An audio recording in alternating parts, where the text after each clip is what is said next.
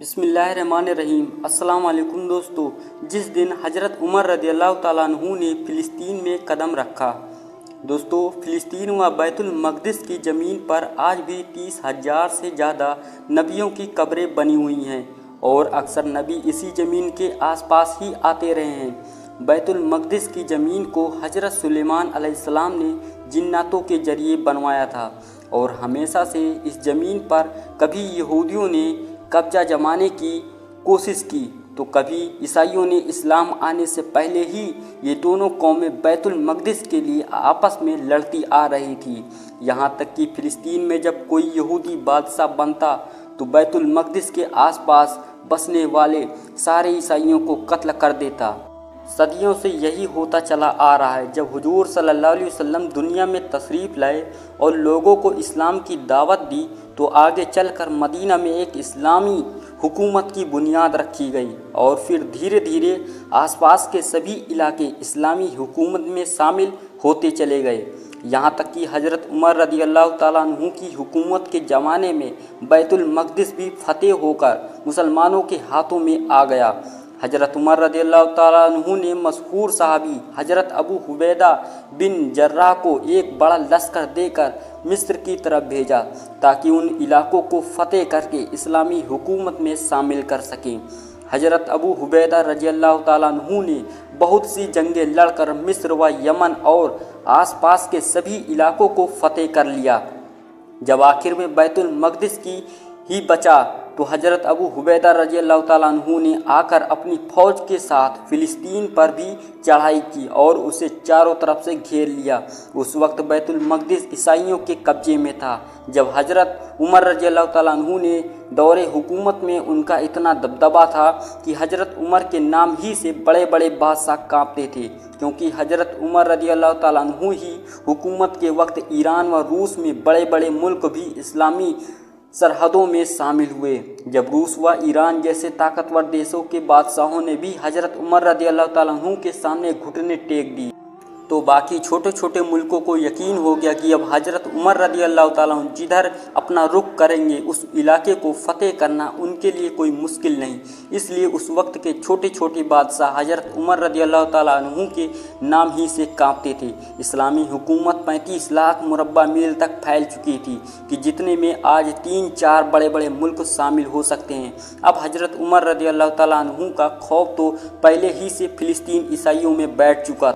तो जिस वक्त हज़रत अबू हुबैदा ने जाकर बैतुल मक़दिस को हर तरफ से घेरा और ईसाइयों को मजबूर किया कि वो बैतुल मक़दिस मुसलमानों के हवाले कर दे, तो पहले तो ईसाइयों ने मुखालिफत की, लेकिन बाद में वो इस बात पर राज़ी हो गए कि ईसाइयों के एक बड़े आलिम ने आकर हज़रत अबू हुबैदा रज़ियल्लाहु ताला अन्हु से कहा कि हम सुलह करना चाहते हैं, लेकिन बैतुल मक़दिस की चाबियाँ हम तुम्हें नहीं पकड़ा सकते, क्योंकि तुम्हारे अंदर उन निशानियों में से कुछ भी नहीं है कि जो हमारी किताबों में लिखी है कि एक बादशाह आकर बैतुल मक़दिस को हम ईसाइयों से लेगा। तो हज़रत अबू हुबैदा रज़ियल्लाहु ताला अन्हु ने पूछा कि आखिर उस बादशाह की क्या क्या वो में निशानियाँ तुम्हारी किताबों में लिखी है। तो उस ईसाई आलिम ने जवाब दिया कि हमारी किताबों में लिखा है कि उस बादशाह का चेहरा थोड़ा सा लंबा होगा और उसकी दाढ़ी घनी होगी, उसके बालों में कुछ सफ़ेदी होगी और वो कद का सेहत से अच्छा होगा। ये सिफ़तें सुनकर हज़रत अबू हुबैदा रज़ियल्लाहु ताला अन्हु ने मुस्कुराते हुए कहा कि ए आलिम, तुम जिस इंसान की बात कर रहे हो वो हमारे अमीर हज़रत उमर रज़ियल्लाहु ताला अन्हु खत्ताब हैं। तो उस ईसाई आलिम ने कहा कि हम बैतुल मक़दिस की चाबियाँ खुशी खुशी देने को तैयार हैं, लेकिन हमारी शर्त ये है कि हम ये चाबी तुम्हारे अमीर ही के हाथों में पकड़ाएंगे, तुम्हारे हाथों में नहीं।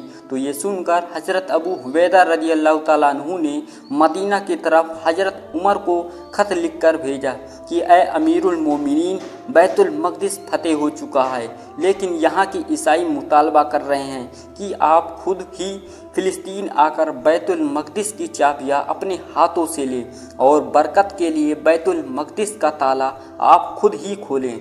हज़रत उमर रज़ियल्लाहु ताला अन्हु के इंसाफ के चर्चे दूर दूर तक फैले हुए थे। वो तो एक सादी सी ज़िंदगी गुजारते, रूखा सूखा खाकर उसी पर गुजारा करते और जो भी कपड़े पहनते अक्सर उनमें पैबंद ही लगे होते। आखिर जिस दिन हज़रत उमर रज़ी अल्लाह ताला अन्हु को बैतुल मक़दिस जाना था तो उनके पास जो कपड़ा था उसमें 17 से ज़्यादा पैबंद लगे हुए थे। हज़रत उमर रज़ी अल्लाह ताला अन्हु एक घोड़े पर सवार होकर अपने ख़ास गुलाम के साथ निकले। अब फ़िलिस्तीन तो मदीना से बहुत दूर था, इसलिए हज़रत उमर ने अपने गुलाम से कहा कि देखो भाई, मैं एक ही घोड़े का मालिक हूँ, मेरे पास और घोड़े नहीं हैं, इसलिए इस पूरे रास्ते हम दोनों में से कुछ दूर तुम पैदल चलना और मैं घोड़े पर सवार रहूँगा और फिर कुछ दूर मैं पैदल चलूँगा और तुम घोड़े पर सवार रहोगे और तुम घोड़े पर सवार रहना, क्योंकि अगर हम दोनों एक साथ घोड़े पर सवार हो जाएंगे तो ये घोड़े पर ज़्यादती होगी और उमर अपनी हुकूमत में बर्दाश्त नहीं कर सकता कि किसी भी मखलूक पर कोई ज़्यादती हो। आखिर हज़रत उमर रज़ी अल्लाह ताला अन्हु ने अपने गुलाम के साथ फ़िलिस्तीन की तरफ रवाना हुए। पैर में फटे हुए जूते थे, कपड़े पर 17 पैबंद लगे हुए थे। थोड़ी दूर कूद घोड़े पर सवार होते हुए और गुलाम घोड़े की लगाम पकड़कर चलता और कुछ दूर गुलाम को घोड़े पर सवार करते और खुद उसमें लगाम पकड़कर चलते हुए दिनों के सफ़र के बाद ये दोनों हज़रत फ़िलिस्तीन के करीब पहुँचे। तो इत्तेफाक ये हुआ कि जब फ़िलिस्तीन के अंदर दाखिल होने का मौका आया तो उस वक्त घोड़े पर सवार होने की बारी गुलाम की थी, लेकिन गुलाम ने हज़रत उमर रज़ी अल्लाह ताला अन्हु के सामने हाथ जोड़ते हुए कहा कि ए अमीरुल मोमिनीन, फ़िलिस्तीन करीब आ चुका है, वहाँ हज़ारों ईसाई शहर के बाहर खड़े होंगे, आपका इंतज़ार कर रहे होंगे, इसलिए मैं अपनी बारी छोड़ता हूँ ताकि आप घोड़े पर सवार होकर शान शौकत के साथ फ़िलिस्तीन में दाखिल हो। लेकिन हज़रत उमर रज़ी अल्लाह ताला अन्हु ने कहा कि ए नाइंसाफ़ी है, जब बारी तुम्हारी घोड़े पर बैठने की है तो तुम ही बैठो, और आखिर मजबूर होकर गुलाम को घोड़े पर बैठना ही पड़ा। हज़रत उमर रज़ी अल्लाह ताला अन्हु ने घोड़े की लगाम पकड़ी और फ़िलिस्तीन शहर में दाखिल हो गए। ईसाई झुंड के झुंड बनाकर शहर के बाहर खड़े थे कि आज हम उस खलीफा को देखेंगे कि जिसके नाम से ईरान व रूस की हुकूमतें भी कांपती थी। लेकिन दोस्तों, आज वो खलीफा ऐसी हालत में फ़िलिस्तीन में दाखिल हुआ कि उसने अपने गुलाम को घोड़े पर सवार करके खुद उसकी लगाम पकड़े पैदल चलता आ रहा। फ़िलिस्तीन में दाखिल होने के पहले एक नहर पड़ती थी कि जिसमें उतरकर दूसरी तरफ जाना होता था। तो हज़रत उमर रज़ी अल्लाह ताला अन्हु ने गुलाम को घोड़े पर ही सवार रखा और खुद अपने फटे जूते उतार कर अपने हाथों में ले लिए, अपने चमड़े के पुराने मोजे अपने कंधों पर डाल लिए और फिर घोड़े की लगाम पकड़कर नहर पार करने लगे। हज़रत अबू हुबैदा रज़ी अल्लाह ताला अन्हु ने जब ये मंजर देखा तो जल्दी से हज़रत उमर से आकर कहने लगे, कहा कि ए अमीरुल मोमिनीन, आप ये क्या कर रहे हैं? आपने अपने मोजे कंधों पर डाल रखे हैं और अपने जूते हाथ में पकड़ रखे हैं। आप तो इस वक्त दुनिया की सबसे बड़ी हुकूमत के बादशाह हैं। अगर आप ऐसा करेंगे तो इन ईसाइयों पर क्या असर पड़ेगा? तो हज़रत उमर रज़ी अल्लाह ताला अन्हु ने गुस्से में ज़मीन से कुछ कंकरियाँ उठाकर हज़रत अबू हुबैदा पर मारी और कहा कि तुम्हें शर्म नहीं आती कि अभी हुजूर सल्लल्लाहु अलैहि वसल्लम की वफ़ात को कुछ ही दिन गुजरे हैं और तुम दुनिया की रंगीनियों में खेलने लगे हो। फिर हज़रत उमर रज़ी अल्लाह ताला अन्हु बैतुल मक़दिस में पहुँचे, ईसाइयों से चाबी लेकर खुद ही मस्जिद का दरवाज़ा खोला और मेंबर पर चढ़कर ऐसा असर अंदाज खुतबा दिया कि जिसे सुनकर सभी की आंखों में आंसू भर आए। ईसाइयों के सबसे बड़े आलिम ने आकर हज़रत उमर रज़ी अल्लाह ताला अन्हु से कहा कि ए अमीरुल मोमिनीन, अगर आप शान शौकत के साथ हमारे शहर में आते तो हम सिर्फ आपको वन आगा कराने, लेकिन आप चाबियाँ देकर हट जाते। लेकिन आज आपका अपने गुलाम के साथ इंसाफ देकर हम इतना आपसे मुतासिर हुए हैं कि हम सब कलमा पढ़कर मुसलमान होते हैं।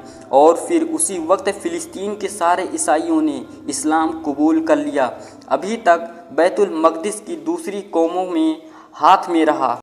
आज पहली बार हजरत उमर रज़ी अल्लाह ताला अन्हु की निगरानी में बैतुल मक़दिस के अंदर नमाज के लिए अजान होनी थी।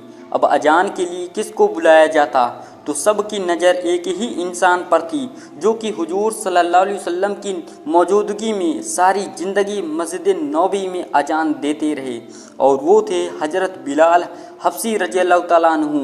हुजूर सल्लल्लाहु अलैहि वसल्लम की वफ़ात के बाद हजरत बिलाल रज़ी अल्लाह ताला अन्हु ने कसम खाई थी कि अब मैं सारी ज़िंदगी कभी अजान नहीं दूंगा, क्योंकि जब भी वो अजान देने के लिए खड़े होते तो हुजूर सल्लल्लाहु अलैहि वसल्लम को इस कदर याद करते कि उनका रो रो कर बुरा हाल हो जाता था, और सहाबा इकराम भी हुजूर सल्लल्लाहु अलैहि वसल्लम की उस जुदाई को बर्दाश्त ना कर पाते।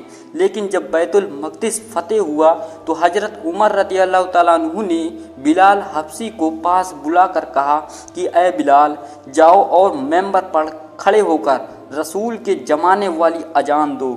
हजरत उमर रज़ी अल्लाह ताला अन्हु के हुक्म पर बिलाल हबशी मजबूर हो गए, और फिर उन्होंने मेंबर पर खड़े होकर जैसे ही अल्लाहु अकबर की सदा बुलंद की तो हुजूर सल्लल्लाहु अलैहि वसल्लम को याद करके सहाबा इकराम के रोने की आवाज़ें हर तरफ गूंजने लगी, और ऐसा लग रहा था कि जैसे दिल फटकर मुंह को आ जाएगा। हजरत उमर का रो रो कर बुरा हाल हो गया, और फिर खड़े होकर खुतबा दिया कि ऐ लोगों, बचपन में मेरा बाप खत्ताब मुझे इस बात पर मारता था कि मैं बकरियां संभाल नहीं पाता था, और मेरा बाप मुझे तना देता था कि ऐ उमर, तू ज़िंदगी में क्या कर पाएगा, तुझे तो कुछ बकरियां भी नहीं संभाल जाती। लेकिन आज रसूल सल्लल्लाहु अलैहि वसल्लम की गुलामी ने उमर को इतनी बड़ी हुकूमत का बादशाह बना दिया। दोस्तों, वीडियो अच्छी लगे तो लाइक करें, चैनल को सब्सक्राइब जरूर करें।